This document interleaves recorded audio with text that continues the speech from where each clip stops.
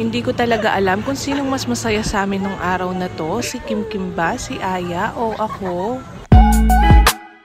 Hello everyone! Today is Tuesday at naisipan nga naming ipasyal saglit si Aya sa Marky Mall. At dahil nga may kailangan gawin ng daddy sa Marky, ay naisipan na rin naming sumama ni Aya para nga makapasyal din siya. Dahil dyan, story time nga muna tayo. Last time nga ay pumunta kami ng Clark ni Mr. Cortez at STX nga kami dumaan. Nung papunta ay okay naman. Pero nung pabalik nga ay dapat sa Mabiga kami mag-e-exit ay napunta kami ng Pora. Kaya naman tuloy nagka-trauma ako. Kaya naman for today's video, si Mr. Cortez nga ang magdadrive dahil papunta kami ng Marky. Dahil nga matagal-tagal na rin akong hindi nakakapasok ng expressway, ay akala ko wala ng cash lane. Meron naman ngang RFID si Primo, yun nga lang insufficient balance. Pagpasensyahan nyo na pala dahil maingay ngayon ang pagvo-voice over ko. Dito kasi ako sa Maligaya ngayon at ang daming tao at sasakyan na dumadaan. Ang dami ko pa nga mga pending videos kaya naman talagang ilalaban ko na to. Dahil nga expressway kaming dumaan, ilang minuto lang ay nandito na nga kami sa Marky. Habang hinihintay nga namin ng daddy dito ay nagtingin-tingin nga lang muna kami. Talaga namang kapansin-pansin yung mga Christmas decoration dito. Nung dating wala pa nga si Aya ay Christmas ang kina-countdown ko. Ayun, yung birthday niya na. Alam nyo ba, ilang araw ko nang iniisip mga mare. Paano ngang celebration yung gagawin namin sa birthday niya? Dahil nga Pasko, for sure may kanya-kanyang handa at lakad ang mga tao. Meron nga kaming naiisip pero hindi pa siya finalize. Kaya naman sa mga co-mamis ko dyan, ang birthday ng anak ay Pasko. Paano nyo siya sinelebrate? Lalo na nga yung first birthday. Hingin naman ng idea mga mare. Habang hinihintay pa nga ang daddy dyan ay sabi ko sumakay muna sila dito ni Tita Kim. 10 pesos per token nga dito at 2 token ang kailangan para umandar. 3 minutes na nga rin pala yun kaya naman sulit na. Tignan nyo naman gano'n ka-excited yung bata. Tawang-tawa pa nga ako dito kay Tita Kim. Paano hindi niya alam pa andarin mga mare? At guguyod ne.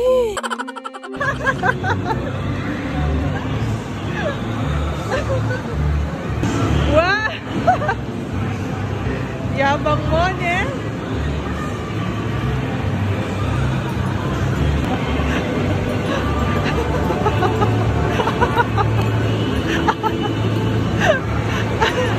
Tignan nyo naman yung mga tao, tuwang-tuwa nga rin sa kanya. At tignan nyo naman, nagbabay pa nga yung bata.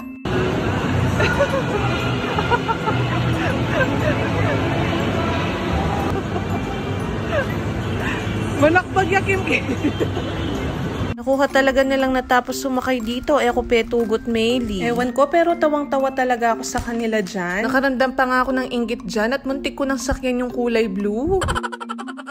Ito palang sasakyan na to, yung gusto ko sanang paggamit kay Aya kanina, kaso may naglalaro pa. Yan mo naman yung anak ko, bala mo, aliyaten man. Sumasayaw pa nga at kung ano-ano pa yung kinakalikot. Gusto ko pa nga pasakayin si Aya dito, kaso lang nag-change mind ako. Nakita ko kasing carousel na to, kaya naman sabi ko ay susubukan nga namin. 40 pesos lang din pala yung bayad dito at 3 minutes na rin yun. Kung napansin nyo, hindi ko talaga alam paano ako pupesto kasi puta manakbag kami.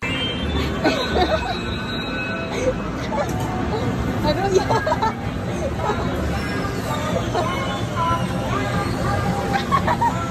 Patawa-tawa lang ako dyan, pero yung totoo, kinakabahan talaga ako. Hindi ko alam kung kinakabahan ba ako, excited. Paano ba naman, hindi ko alam kung kailan yung last sakay ko sa carousel. Kaya naman yung puso ko, tuwang-tuwa na naman para kay Aya. At kung napansin nyo nga, ay kami lang yung nakasakay sa carousel, kaya naman parang nirent namin siya for 40 pesos lang. O diba, bongga? Buti na lang talaga, natapos na dito, may lilyuko, pero ilawan nyo na yung maninganak, sobrang nag-enjoy. Lunchtime na nga rin dito, kaya naman nag-uusap kami ni Mr. Cortez, nakakain na lang sana sa SNR.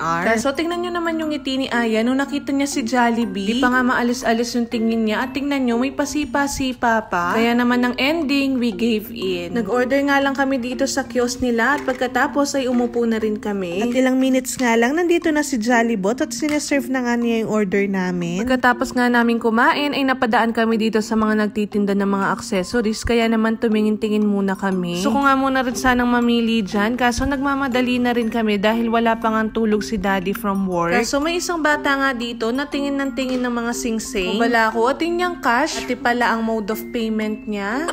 O ayan, flex lang daw niya. Hulaan nyo na lang kung magkano. Ang makahula, edi magaling kayo. O yun lang. Thank you for watching. Bye!